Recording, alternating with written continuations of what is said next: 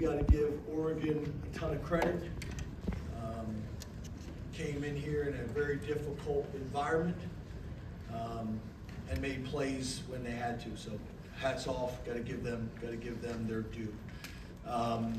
Really the game came down very similar to what we expected it to come down to. First down was going to be critical in this game. We weren't able to get anything going early in the game on offense, so then we got into obvious passing situations. Third and long, which was not a great situation for our quarterback, was not a great situation for our offensive line. They were all able to stay on schedule on first down, get ahead of the sticks, get into third and manageable situations. Actually, we did pretty well on third down, but they were able to go for it on fourth down because it was manageable situations. There's a couple key plays in the game. Obviously early on, the turnover that we thought we got that got overturned. Obviously the turnover at the end of the game. Neither offense was explosive, but we battled, we were resilient, and we had a chance to win the game at the end. So I'm proud of the guys in the locker room, obviously disappointed and not satisfied one bit. But I'm proud of the way our guys battled and gave ourselves a chance to win the game at the end. So we're going to watch his tape. I think we're going to feel, like we had tons of opportunities to win this game. There's going to be a lot to learn from it, obviously. The way college football is today, there's going to be very few teams that finish the end of the season unscathed. And we got to learn from this. We got to have a great week next week. We got to tune out all the noise, and we got to get better from this and get on a roll for the rest of the season. So, open up the questions. Brendan and Johnny. James, the frustration of the fans. Do you sense it, and do you get it? I guess I'm asking. Yeah, we have a passionate fan base. 111,000. The environment was awesome. They're passionate, and when we win, there's nothing better. When we lose, there's nothing worse. So I get it. I get the frustration that comes with a fan base that is invested and cares. So I get it. Johnny, then Jesse. James here, right? How would you assess the play of Drew from the early struggles to the comeback to ultimately the mistake at the end? Yeah, I thought he battled. Early in the game, I think it's obviously going to be easy for people to be critical. But again, when you're not able to have success on first down, not able to get ahead of the sticks on second down, and I think in the first half, I think we averaged almost 3rd and 9 for the first half. That's not a good situation for any O-line. That's not a good situation for any quarterback. We were not able to get our running game going, and that put us in a very, very challenging spot. Obviously, the turnover at the end. Drew's been as good as any quarterback in the country when it comes to touchdown-interception ratio over his time, but obviously that was a critical one.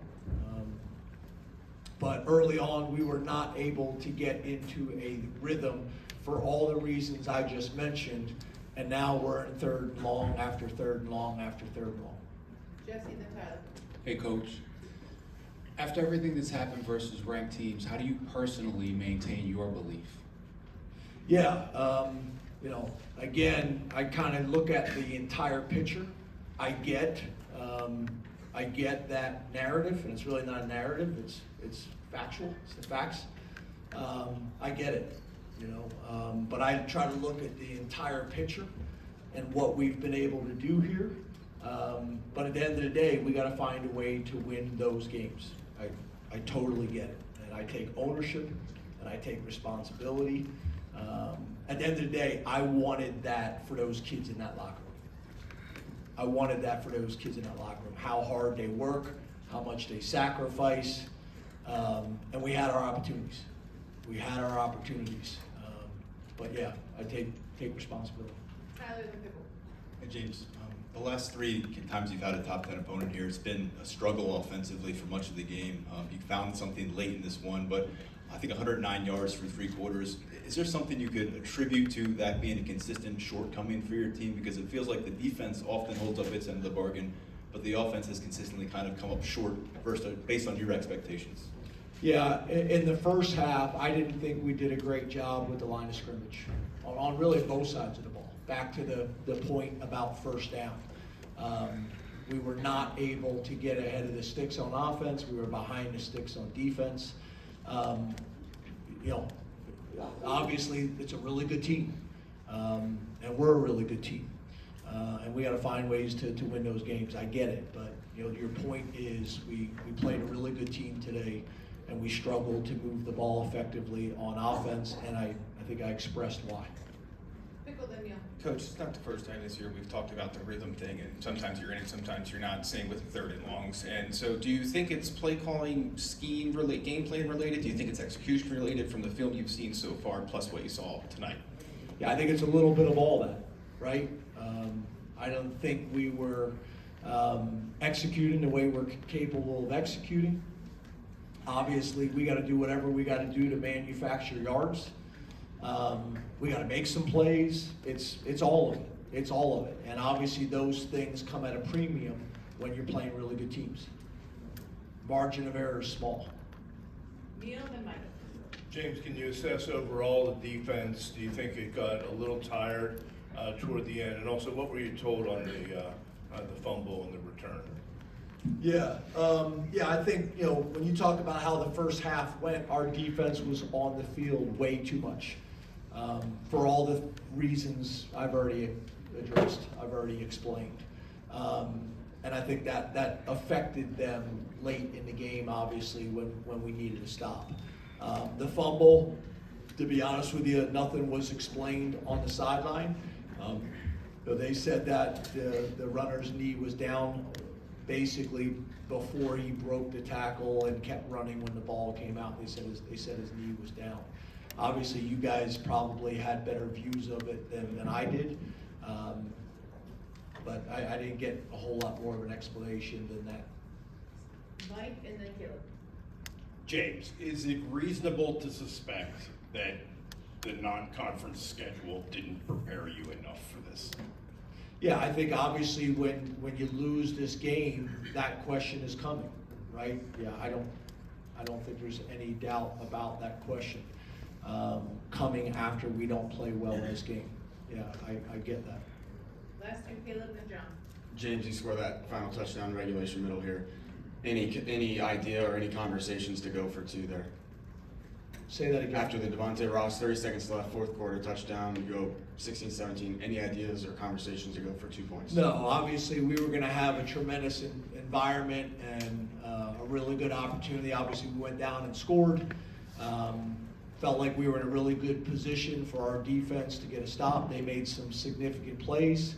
But no, we felt like going to overtime at home with the crowd advantage that we were going to have would give us the best situation to win. Last question, Sauber.